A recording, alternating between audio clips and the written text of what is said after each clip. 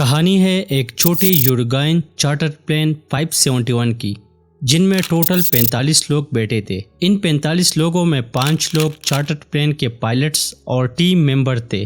باقی 19 لوگ اوڈ Christian club rugby team کے پلیئرز تھے، جو اوڈ بوائے کلب جو ایک انگلش رگبی ٹیم ہے، ان کے ساتھ سنٹیاگو میں ایک میچ کھیلنے کے لیے جا رہے تھے، جبکہ باقی لوگ ان کے دوست اور فیملی ممبرز تھے۔ یہ چھوٹا چارٹر پلین 12 اکتوبر 1972 کو ساؤتھ امریکہ کی یوروگوائی کنٹری سے چلی کنٹری کی کیپٹل سنٹیاگو جا رہا تھا۔ نارملی یوروگوائی سے سنٹیاگو تک صرف 3 گھنٹے لگتے ہیں۔ ان دونوں کنٹریز کے بیچ دنیا کا سب سے بڑا انڈیز کا پہاڑی سلسلہ شروع ہوتا ہے، جو شمال سے شروع ہو کے ساؤتھ امریکہ کے 7 کنٹریز تک پھیلا ہوا ہے، جس کی لمبائی 8,900 کلومیٹر، چوڑائی 200 to 700 کلومیٹر اور اونچائی 4,000 میٹر ہے۔ 12 اکتوبر کو پلین یوروگوائی کراسکو انٹرنیشنل ایئرپورٹ سے ٹیک آف کرتی ہے، اور کچھ دور جانے کے بعد انڈیز کے ان اونچے پہاڑوں میں اچانک سی ایک خطرناک طوفان آتا ہے، جس کی وجہ سے پلین آگے نہیں جا سکتا، اور پائلٹ کو مجبوراً پلین ارجنٹینا کے شہر مینڈوزا میں ایک رات کے لیے لینڈ کرنا پڑا۔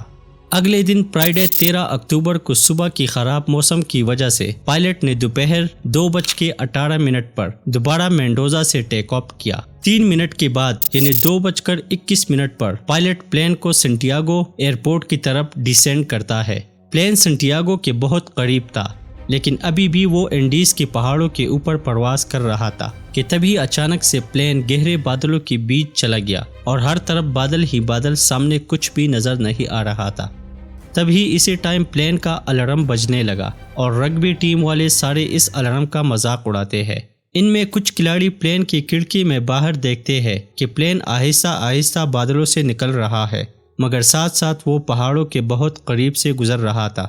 جیسے ہی پلین بادلوں سے نکلتا ہے تو سامنے ایک بہت بڑا چٹان آتا ہے، اور پائلٹ پلین کو اوپر کی طرف موڑنے کی کوشش کرتا ہے، لیکن پائلٹ اپنے اس کوشش میں ناکام رہتا ہے، اور پلین اس پہاڑی کو کراس کرتے ہی اس کا پچھلا حصہ پہاڑی سے ٹکراتے ہی الگ ہو جاتی ہے، جس کے بعد پلین کا مومنٹم کھو جاتا ہے، اور نیکسٹ اس کا رائٹ سائڈ زمین سے ٹکرا جاتا ہے، اور وہ بھی کمپلیٹلی پلین سے الگ ہوتا ہے۔ اب پلین کا صرف مین پورشن بچ جاتا ہے، اور وہ بھی ایک گلیشیئر میں جا کے گر گیا۔ گلیشیئر پر گرنے کے بعد یہ کافی دیر تک اس گلیشیئر پر تیزی سے چل رہا تھا، مگر آخرکار وہ بھی ایک چٹان سے آ کے ٹکرا گیا، اور پلین ٹوٹلی ڈیمیج ہوتا ہے۔ موقع پر ہی دونوں پائلٹس کی موت ہو جاتی ہے، لیکن قدرت کا نظام دیکھے کہ ان 45 پیسنجر میں ابھی بھی 33 پیسنجر زندہ ہے، جن میں کچھ پیسنجر بہت زخمی حالت میں پڑے تھے۔ یہ پلین ابھی بھی انڈیز کے پہاڑوں میں پڑا ہے۔ زندہ پیسنجر میں 2 پیسنجر ایسے تھے جن کو بالکل چوٹ نہیں لگی تھی۔ یہ دونوں میڈیکل کے اسٹوڈنٹ تھے، جن میں ایک گستاوو زربائنو اور دوسرا روبرٹو کنیسا تھے۔ یہ دونوں فوراً دوسرے پیسنجر کو بچانے میں لگ جاتے ہیں۔ ان پیسنجر میں ایک ایسا بھی پیسنجر تھا جو اسکل فریکچر کی وجہ سے کوما میں جا چکا تھا۔ کریش ہونے کے 1 گھنٹے بعد Chile air research and rescue service کو نوٹیفیکیشن مل جاتا ہے، جس کے بعد 4 ہیلی کاپٹر کو اس پلین کو ڈھونڈنے کے لیے بھیج دیا جاتا ہے۔ یہ 4 ہیلی کاپٹر شام سے لے کر رات تک اس پلین کو ڈھونڈنے کی کوشش کرتے ہیں، مگر اس کو کچھ بھی نہیں ملتا، جس کی وجہ یہ ہے کہ پلین وائٹ کلر ہونے کی وجہ سے اس گلیشیئر میں نظر نہیں آ رہا تھا۔ ان بچے ہوئے 33 پیسنجر میں 5 پیسنجر اس ٹرن کو برداشت نہیں کر پا رہے تھے، اور اسی رات ان 5 پیسنجر کی موت ہو گئی۔ اب ٹوٹل 28 پیسنجر زندہ رہ گئے۔ رات گزر گئی، اور اگلے دن ارجنٹینا، چلی اور یوروگوائی سے 11 الگ الگ ہوائی جہاز سرچ آپریشن کے لیے لگ جاتے ہیں۔ پیسنجر پلین میں موجود سوٹ کیس اور باقی چیزوں کو اکٹھا کر کے ایک بہت بڑا کراس بناتے ہیں، مگر سرچ آپریشن کے ہوائی جہاز والے ان کے اوپر سے گزرتے ہیں، مگر اس کو یہ کراس نظر نہیں آ رہا تھا، اور اس طرح ایک اور دن گزرتا ہے۔ کریش کے 3 دن بعد 16 اکتوبر کو فرنانڈو پراڈو کوما سے جاگ جاتا ہے، اور دیکھتا ہے کہ کریش میں اس کی ماں مر چکی ہے، اور اس کی بہن سیویر کنڈیشن میں انجرڈ پڑی ہے۔ فرنانڈو اپنی بہن کو بچانے کی پوری کوشش کرتا ہے، مگر کریش کے 8 دن بعد اس کی بہن بھی مر جاتی ہے۔ 8 دن مسلسل سرچ آپریشن کرنے کے بعد جب کچھ بھی نہیں ملتا تو اس آپریشن کو ہمیشہ کے لیے بند کیا جاتا ہے۔ ان پیسنجر کے پاس کھانے کے لیے کچھ زیادہ سامان نہیں تھا، بس کچھ چاکلیٹس، جیمز، مونگ پھلی بادام، کھجور اور باقی کچھ اور سامان تھا جو 8 دن گزرنے کے بعد اب ختم ہونے والا تھا، اور 11 دن بعد سب کچھ ختم ہو گیا۔ اب پیسنجر نے جہاز کے پارٹس کھانا شروع کر دیے، جیسا کہ سیٹس پر لگے لیدرز اور کارٹنز کو، لیکن اس سے ان لوگوں کے اندر اور بیماریاں پیدا ہو گئی۔ جب سب کچھ ختم ہو گیا تو ان لوگوں کے پاس اب آخری آپشن کھانے کے لیے بچ گیا، اور وہ تھا کریش میں مارے ہوئے لوگوں کے ڈیڈ باڈی کو کھانا۔ لیکن ان ڈیڈ باڈیز میں زیادہ تر لوگ ایک دوسرے کے رشتہ دار تھے، جن کی باڈی کھانا بہت مشکل تھا ان لوگوں کے لیے۔ 1-2 دن گزرنے کے بعد جب ان لوگوں کی بھوک کنٹرول سے باہر ہو گئی تو مجبوراً ان لوگوں نے ڈیڈ باڈی کو کھانا شروع کر دیا۔ 29 اکتوبر کی رات، مطلب کریش کے 17 دن بعد، اس رات پہاڑی سے برف کا ایک بہت بڑا ایولانچز اس پلین کے اوپر گر جاتا ہے، اور پلین کے اندر موجود لوگ سارے برف کے نیچے دب جاتے ہیں، جس کی وجہ سے 8 لوگوں کی موت ہوتی ہے۔ اب ٹوٹل 19 لوگ بچتے ہیں جو ابھی تک ان برف کے نیچے پلین کے ایک کونے میں چھپے ہوتے ہیں۔ 3 دن گزرنے کے بعد یہ لوگ باہر آتے ہیں۔ اب ان لوگوں نے ڈیسائیڈ کیا کہ جو کچھ بھی کرنا ہے وہ ہمیں ہی کرنا ہے، ہماری مدد کے لیے اب کوئی بھی نہیں آنے والا ہے۔ لہٰذا ان پیسنجر نے 3 لوگوں کو مدد ڈھونڈنے کے لیے بھیج دیا، جن میں روبرٹو کنیسا، فرنانڈو پراڈو اور وزنٹن شامل تھا۔ 15 نومبر کو، یعنی کہ کریش کے 33 دن بعد، یہ تینوں مدد ڈھونڈنے کے لیے نکلتے ہیں۔ کچھ گھنٹے سفر کرنے کے بعد ان کو اپنے پلین کا ایک ٹکڑا مل جاتا ہے۔ یہ وہی حصہ تھا جو پلین سے ٹوٹ گیا تھا، جن میں کچھ سوٹ کیس اور کھانے کی چیزیں مل جاتی ہے۔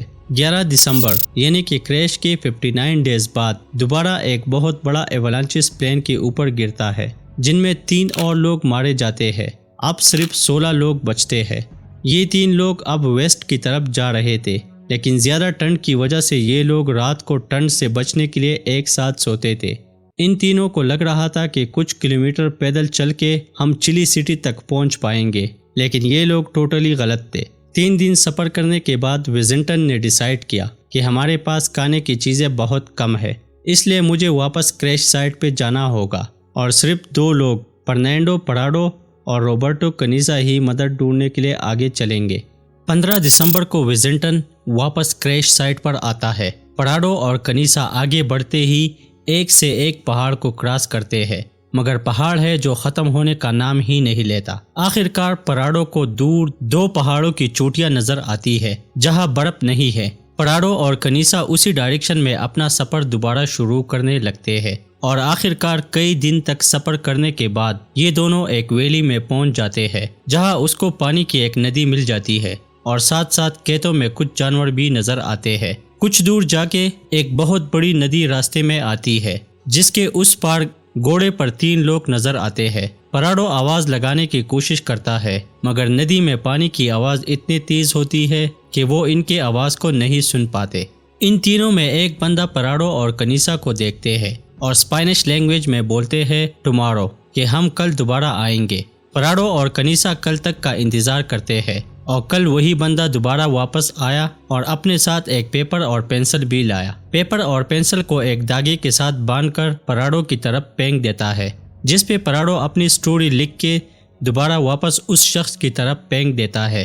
اس شخص نے جب یہ پیپر پڑھ لیا تو اس کو یاد آیا کہ ہاں 2 مہینے پہلے ایک پلین کریش ہوا تھا۔ یہ بندہ اس پیپر کو لے کے آرمی کے ہیڈ کوارٹر میں چلا جاتا ہے جو سنٹیاگو میں موجود تھا، اور ساتھ ساتھ یہ بندہ پراڈو اور کنیسا کو اپنے ساتھ گھوڑے پہ بٹھا کے قریبی شہر میں لے کے آتے ہیں، جہاں پر ان دونوں کو کافی سکون ملتا ہے، کیونکہ ان دونوں نے 10 دنوں میں 61 کلومیٹر پیدل ہائیکنگ کیا تھا۔ کنیسا اپنا آدھا ویٹ لوز کر چکا تھا، اور اب وہ صرف 44 kg رہ چکا تھا۔ چلی ایئر فورس والوں نے جیسے ہی یہ خبر سنی، فوراً 3 ہیلی کاپٹر ریسکیو کے لیے روانہ کر دیا، تاکہ باقی لوگوں کو جلد سے جلد ریسکیو کر دیا جائے۔ آرمی والے پراڈو اور کنیسا کو اپنے ساتھ ہیلی کاپٹر میں بٹھا کے کریش سائٹ کو معلوم کرنے کے لیے لے کے جاتے ہیں، اور فائنلی 22 دسمبر کو پوری 70 دن بعد 2 ہیلی کاپٹر کریش سائٹ پر پہنچ جاتے ہیں اور اپنے باقی دوستوں کو صحیح سلامت واپس لے کے آتے ہیں۔ ٹوٹل 16 لوگ بچ جاتے ہیں اس پلین کریش میں، جن کی حالت بہت زیادہ خراب ہوتی ہے، یہاں تک کہ ان لوگوں کے چلنے پھرنے کی صلاحیت بالکل ختم ہو گئی تھی۔ کچھ دن گزرنے کے بعد یہ لوگ ریکور کر جاتے ہیں۔ اس کہانی سے ہمیں یہ سبق ملتا ہے کہ کبھی بھی امید اور ہمت کو نہیں کھونا چاہیے۔ بلکہ آخری حد تک کوشش کرنی چاہیے۔ اگر ویڈیو پسند آئی ہو تو چینل کو ضرور سبسکرائب کیجیے۔ ملتے ہیں ایک نئی ویڈیو کے ساتھ، تب تک کے لیے اللہ حافظ۔